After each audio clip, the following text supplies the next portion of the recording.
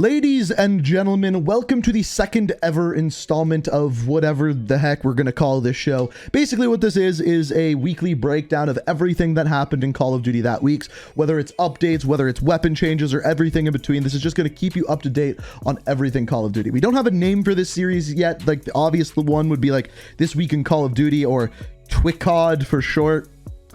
I feel like we could do better. If you got any ideas, let me know down in the comments. As far as what we have to talk about this week, they released a new blog post today discussing Season 2 Reloaded, or the mid-season update for Season 2, and what that is going to look like and what to look out for. On top of this, we have some information on the Warzone Outbreak and what is happening in the future with that. On top of this, at Activision and Blizzard, there were some layoffs this week. I wanted to discuss that and what this means for Call of Duty going forward. And finally, we actually have a new weapon this week. The R1 Shadow Hunter, or the crossbow, is being added, and we will discuss that as well. But first, let's start out by diving into Season 2 Reloaded. So first thing we have here this week is the obviously one, the weekly briefing. If you didn't know, Activision puts out this weekly blog every week to tell us what is coming in Call of Duty. This one is one of the most boring ones that I have seen so far, but there is one cool piece of information in there. Right off the top, it says, with a new mid-season update on the horizon, players should keep an eye out for upcoming content previews this week, courtesy of Treyarch. So essentially what that's telling us is that the mid-season update is not this week, and it might not even be next week, which is super weird because essentially this week is the mid-season for Season 2, so you'd expect it to be this week, but it doesn't appear like that. But they did say throughout the rest of the week we're going to be getting teasers via Treyarch. Speaking of which, as I make this video, they actually just put out one of these, which shows us this video here, which is very clearly Sanatorium, which is one of the Fireteam Dirty Bomb maps, but obviously in the Outbreak mode, as you can see going through the portal. So they're going to be adding Sanatorium to Outbreak, as it isn't currently there, and it's basically like the last Fireteam map that isn't a part of it. And as they say in the tweet that they tweeted this out in, it is coming next week, which tells us next week is probably going to be the mid-season update. At least that's when they're adding Sanatorium to Outbreak. So that kind of lines up. But as we get more information this week, I will keep you guys updated if anything crazy happens. So make sure you subscribe to the channel. So as far as the rest of this blog, the main thing that you're going to see here is the Lancehead, aka the R1 Shadow Hunter, which is the crossbow. You may remember that this kind of came out last week. The challenge was getting 3 different one-shot kills in 15 different matches, and essentially the best way to do that is by playing hardcore. And then they removed it for reasons. I guess they didn't want it to be out last week. Maybe Warzone wasn't ready for it. I don't really know, but they removed it, and now it is coming back this week on the 25th. If you purchased it before, you got a refund, and now you got to purchase it again. If you unlocked it, you're going to be out of 14 of 15 challenges complete, so you complete one game.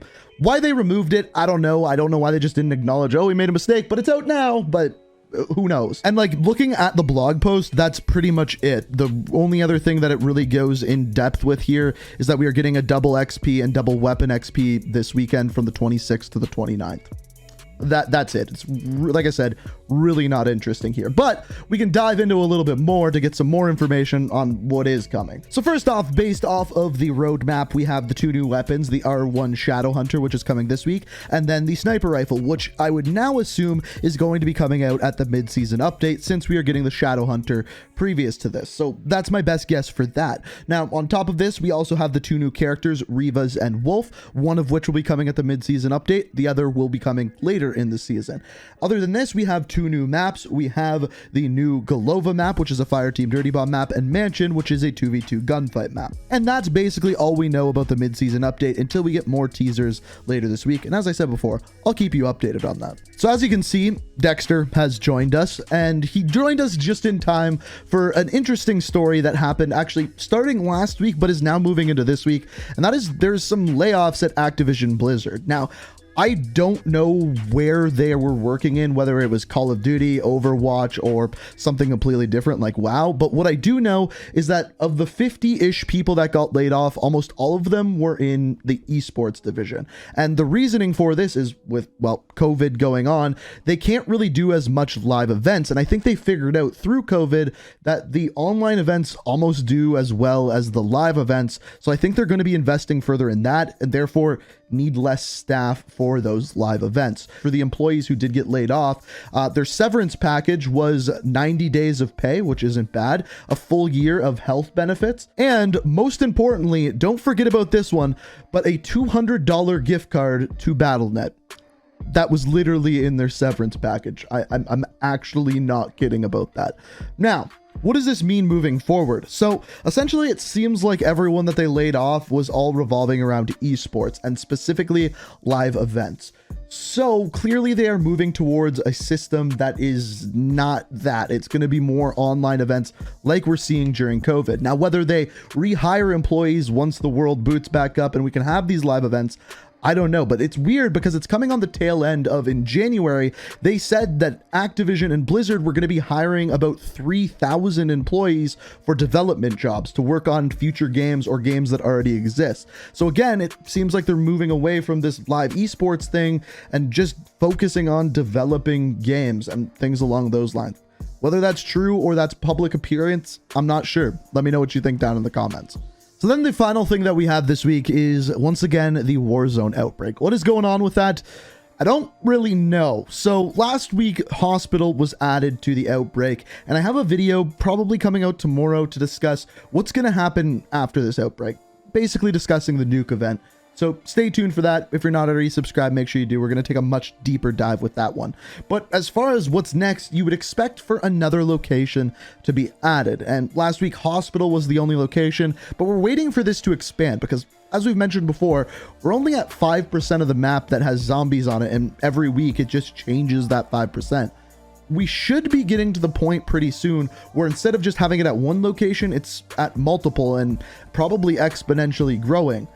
But that hasn't happened yet, and unlike last week and the week before, where I received a package from Activision, one with some pants that indicated prison, and then the other one with some scrubs that indicated hospital, so far I haven't received anything this week. So if they are changing it, maybe we get a trailer, maybe we get another teaser in the next couple of days.